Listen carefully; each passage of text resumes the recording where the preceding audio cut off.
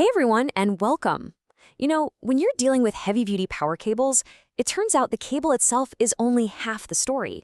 What you put them in, well, that's just as crucial. So today, we're going to dive deep into the four main types of cable trays and figure out which one is the real champ when it comes to performance, safety, and, of course, your budget. All right, let me ask you something right off the bat. Imagine you've got these top-of-the-line power cables for a really important job. What's the number one thing that's going to sabotage their performance? Stop them from carrying the current they're supposed to? Is it the load? Maybe the quality of the cable? What do you think? Well, the answer is probably not what you're thinking. The real performance killer, it's not the cable, it's heat. Yeah, simple as that. More specifically, it's the heat that gets trapped right next to the cable, thanks to the very tray that's supposed to be helping it out. Kind of ironic, right? So here's our game plan for today. We'll start with what I'm calling the airflow equation. Then we'll meet the main players in the cable tray world. After that, we'll get into the nitty-gritty of heat, performance, and cost. We'll also touch on strength and load ratings and wrap it all up by figuring out how you can make the absolute best choice for your specific job. Okay, first things first, the airflow equation. And really, this is the key to understanding everything else we're going to talk about. It's all about that critical, non-negotiable link between how much air gets to a cable and how well that cable can do its job. Now, there's a technical term for this problem, and it's called ampacity derating. It's even defined in an official standard, IEC 6364-5-52. But don't worry about the jargon. All it really means is that a cable gets so hot it can't handle the full electrical current it was built for. It's basically being throttled because it can't cool down. And this all boils down to one super simple but really powerful rule. If you want maximum performance, you need maximum airflow. That's it. That's the whole game. All right, so keeping that golden rule, airflow equals performance, in mind, let's bring out our four main contenders. We're about to see how their physical designs either help or hurt that all-important airflow. So we've got the ladder tray. Think of it like, well, a ladder. It's got rungs and leaves about 70 to 80% of the cable exposed to the air. Then there's the perforated tray, which has a bunch of holes in the bottom for some decent airflow. The complete opposite is the solid bottom tray, which, as the name suggests, offers almost zero air exposure from below. And rounding out the group is the wire mesh tray, kind of like a basket, giving lots of air exposure, but in a totally different way.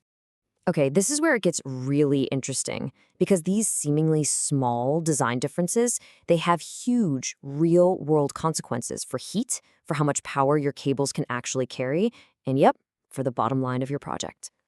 So let's just put the two extremes head-to-head, ladder versus solid bottom.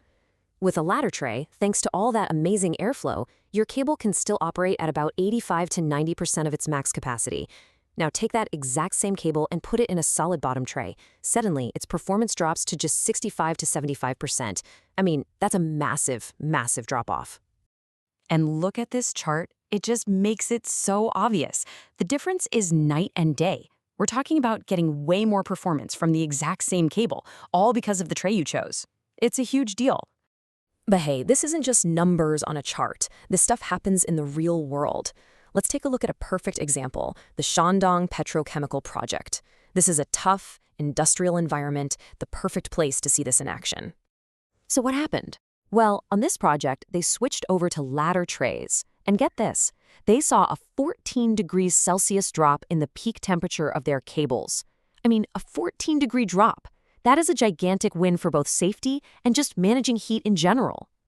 And here's the kicker, that better cooling translated directly into cold hard cash. Because the cables ran so much cooler, they didn't need as much copper. This led to a savings of 180,000 yuan, just on copper. So better performance literally meant a cheaper project. You gotta love that. Okay, so we've established that heat is a huge factor. But it's not the only thing, right? Performance is also about pure brute strength. Let's be real, power cables are incredibly heavy, and whatever is holding them up has to be seriously tough. And there's an international standard for this, of course. It's called IEC 61537, and the one we care about is Class D. All you need to know is that a Class D rating means a tray can handle a heavy load of 200 kilograms for every single meter. That's the benchmark for the really heavy-duty stuff. So how do our contenders stack up? Well, you can see here that ladder, perforated, and solid bottom trays are all built tough enough to hit that Class D standard. But notice the wire mesh tray? Nope, it's just not designed for that kind of weight.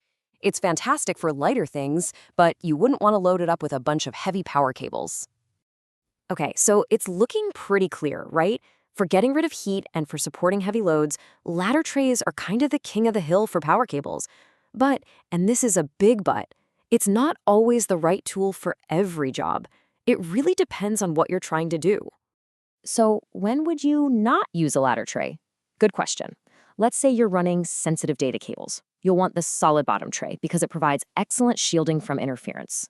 What if you have a really twisty, complex route with lots of little cables branching off? Wire mesh is your friend there. It's super flexible.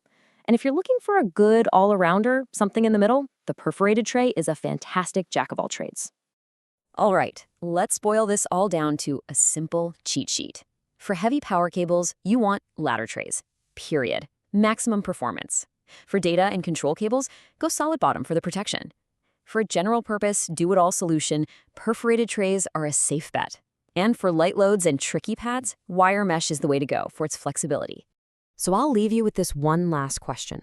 On your next big project, remember that its safety and its budget really comes down to whether your cables can perform the way they're supposed to. So are you going to plan for the airflow they need to win, or are you just going to let them cook? Because at the end of the day, the tray you choose really will make all the difference.